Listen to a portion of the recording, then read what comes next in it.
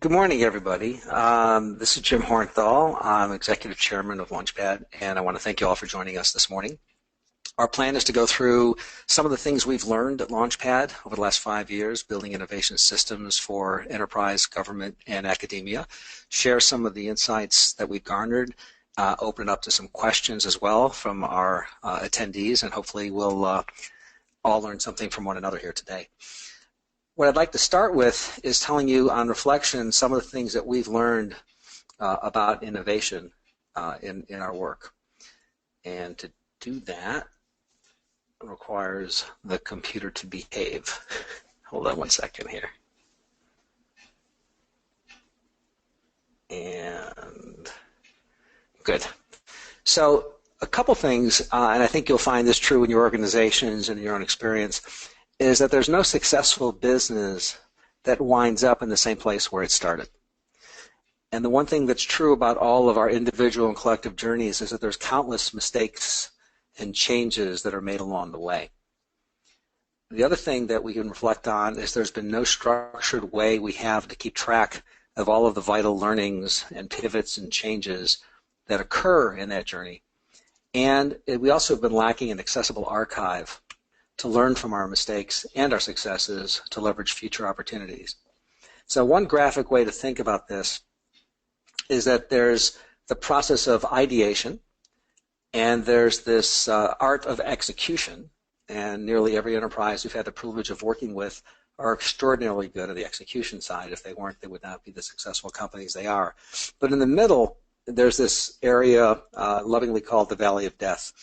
And to illustrate the point, we've actually taken a little excerpt from an episode of South Park from their second season. And as a little background, at the time in South Park, there were these gnomes, and the gnomes were stealing everyone's underpants. And Cartman and the boys were trying to get to the bottom of this mystery, and they got underneath the town of South Park, and here's what they learned.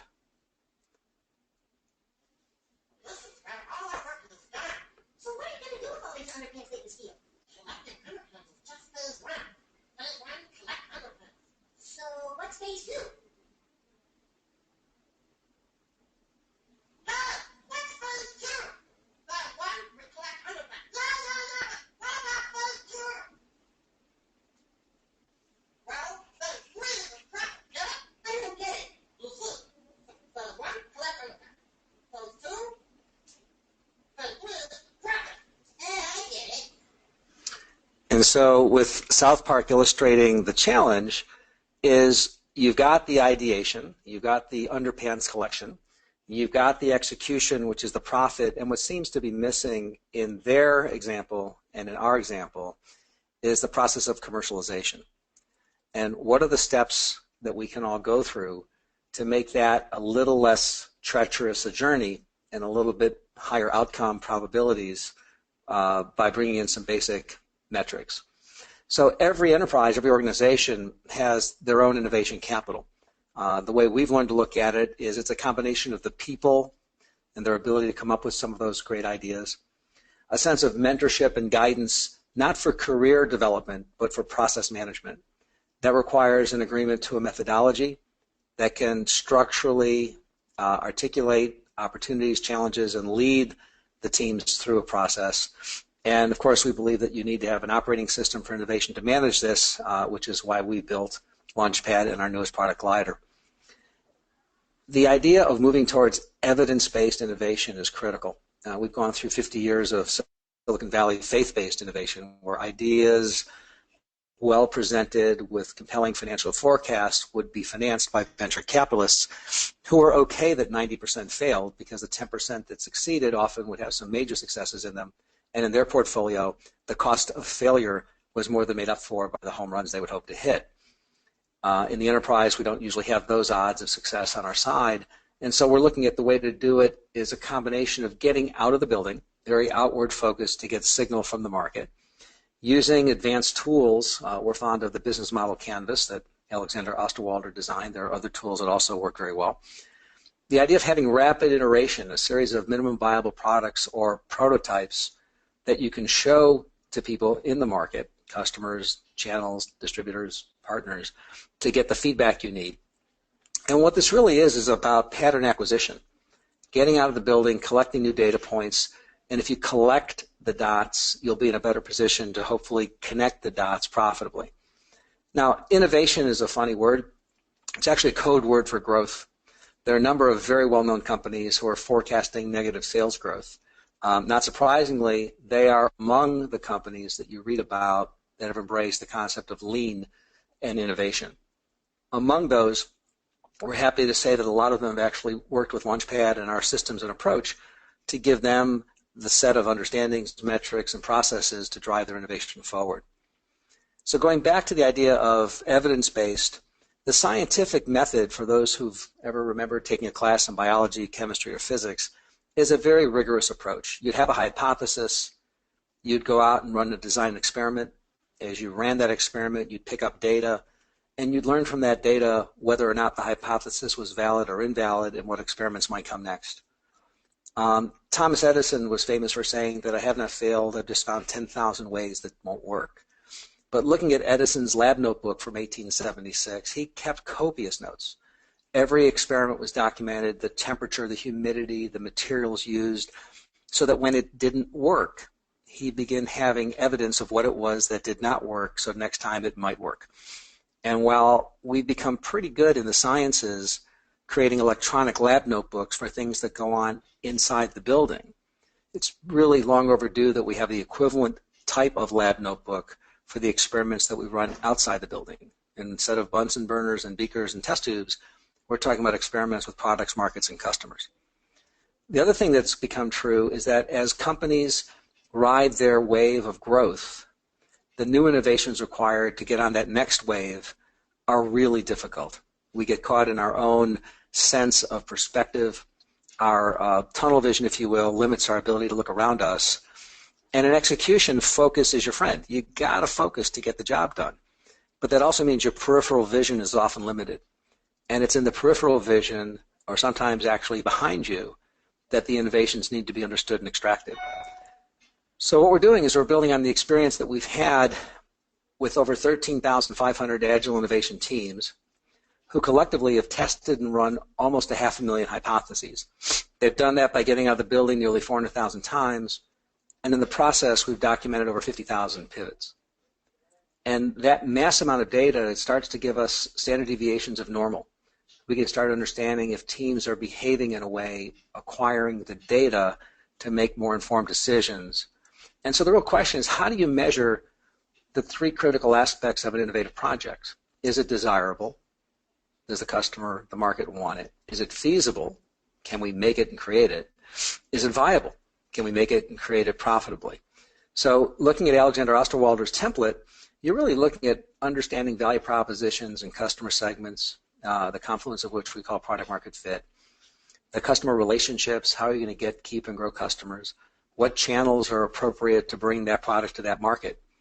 If you find that it is in fact desirable, you're now solving a relevant job, can we do it? What are the key activities? What are the key resources? What are the key partners? Is it feasible? If we find something's desirable and feasible, then you want to shift your focus. Is it viable? Can we figure out enough sources of revenue and revenue models to more than offset the costs that we're going to incur in bringing that product or service to market? And even if we solve all of that, looking outside of our business model, is it adaptable to external threats? If the price of oil changes dramatically, if the cost of bandwidth goes up or down, if there's regulations that are either passed or repealed, what do those do to our business model? And how do we build enough flexibility in our thinking that we can go back and revisit this? So a lot of people talk about the moonshot, different kinds of moonshots. The X Prize is all about different moonshots. Let's talk about the original moonshot. In 1962, John F. Kennedy talked about going to the moon not because it's easy, but because it's hard. What a lot of people don't know is in 1960, there were 38 rocket tests that NASA conducted. And of the 38 tests, 19 failed. So a little better than a venture capitalist, only half the rocket failed. But when you're putting a manned load on the top of the nose cone, you can't afford for half of them to fail. So the problem with Kennedy's big vision is we lacked the technology in the early 60s to fulfill the dream by the end of the decade. So what happened is that NASA and DoD had to get together and figure out how to manage that risk. And if you can imagine two federal agencies coming to the table to conduct a new set of metrics called the technology readiness level, the thought of how large that document could be could boggle the mind. The point of fact is it's a one-page document. They laid out that ideas are cheap. If you just pencil sketch something, if it's basic research, that's a technology readiness level of 1. But as you do breadboard prototypes and field tests and work your way up to ultimately a TRL-9, a TRL-9 means it's safe. That rocket ship's going to go where it's supposed to go, and the men on top of that capsule are likely to have a safe and healthy journey. Well, the insights that Launchpad brings to the table and our co-founder Steve Blank revealed is why can't we do the same thing with investment readiness level? Why can't we define the risk of a startup and the idea and understand the product market fit, the minimum viable products, and begin validating the canvas? And the higher up the investment readiness level a project goes, the lower the risk of investing in and ultimately bringing that product or service to market becomes. And we found that to be a pretty compelling idea, especially within a large organization where the transparency of a new metric can relieve some of the pressure, the politics, the opacity of how do certain projects get funded and other projects not. The other thing that's interesting is if you go back to the lab notebook perspective, as you acquire signals of experiments that might be a failure today, they can become the jet fuel of a success tomorrow. So one of our clients has actually conducted 4 separate cohorts, a cohort being a concurrent group of as few as 9, as many as 14 teams. And over the course of the 8 weeks that these teams work together, they conduct hundreds and in aggregate thousands of interviews. The immersion cohort number 4, while they conducted 1,150 original interviews, they also had the benefit of going over almost 2,000 prior interviews. So it would be like running a 100-yard dash, but they got to start on the 30-yard line. And as the teams go through the process of pivoting and iterating, you notice that they invalidate many, many more things than they validate. That they learn that things are really not the way they believe them to be in the building, but by validating with signals from the marketplace, they can be clear on the purpose and the process they're going through. So if you're dealing with an innovation portfolio, the question is, how long do you sit on a project before you decide what to do with it? In this case, this one client we're talking about, it would take them on average 2 years to either kill or fill an idea. Now they do that in 2 months. The other thing that we've looked at is how many times do you have to get out of the building and talk to people to understand if you're getting a good signal, that the assumptions you have, whether it's about a customer segment or value proposition, are valid. So if we look at all 13,500 teams in our portfolio of data, it's 50 to 60 interviews to really get a crisp signal, a high-fidelity signal. This one corporation, the first time, they were way below average. They couldn't really define a customer segment very well. They weren't really sure what a value proposition would mean. But in their second cohort, they had mentors from the first cohort. The third cohort had mentors from the first 2 cohorts. They are now 6 times more efficient in validating those critical assumptions about desirability, about feasibility, and about viability, because they've adopted this approach and consistently manage it now throughout their enterprise. Equally important is they report that they've reduced the project cost by over 50%, not just because they're doing it faster, and that doesn't even account the personnel costs, but that they found ways to leverage within the organization, different departments and different staffs. Some of the other new rules and new tools of activities that matter, how often are you wrong for every time that you're right? And what we've looked at with 13,500 teams and doing this for 4 years is you're kind of wrong 7 or 8 times for every time you're right, which is kind of humbling. Tough to be wrong that often. If anyone's had a career in sales, you kind of know what that feels like. Again, the first cohort, they had to kind of figure out what they had to figure out. The second cohort got back to our norms. By the third cohort, they were actually achieving levels of productivity because they were going in with much crisper assumptions and hypotheses that could lend themselves to experiments that could be run very efficiently, very quickly. The goal of this whole process is to accelerate and improve the efficiency of the commercialization of that innovation portfolio. And it's the missing step in South Park's underpants gnomes, and we're seeing it's become a very effective tool for the corporation. So the question is, what can you do to optimize the return on your innovation capital? Having run a couple of startups in the late 90s and early 2000s, a successful startup in Silicon Valley would be one that ultimately could possibly go public. And when they would go public, you'd call that an IPO, an initial public offering. Well, there's actually IPOs within the enterprise, and we call those innovation portfolio optimization. And it's the idea of being able to find, filter, and fund the most promising opportunities. Well, under find, how do you identify those ideas and teams? I mean, there's some companies that have wonderful technologies and systems that help do that. Spigot among them is a company that has been very prolific working with large enterprises, helping them do crowdsourcing and staffing of different ideas within the enterprise. So identifying the opportunities is one challenge. And for companies to say, well, I'm not short of ideas, or I've found ideas, or I've worked with third-party software companies to help me acquire the ideas, the question is, how do you filter them? How do you prioritize them? And if you're not able to bring objective, transparent metrics to the table, you're going back to the irony of a faith-based decision-making process. A pot of gold at the end of the rainbow, smart men and women working on the team, a 5-year decimal accurate forecast, and a sense that what you put on paper that's fueled by market research will come to be.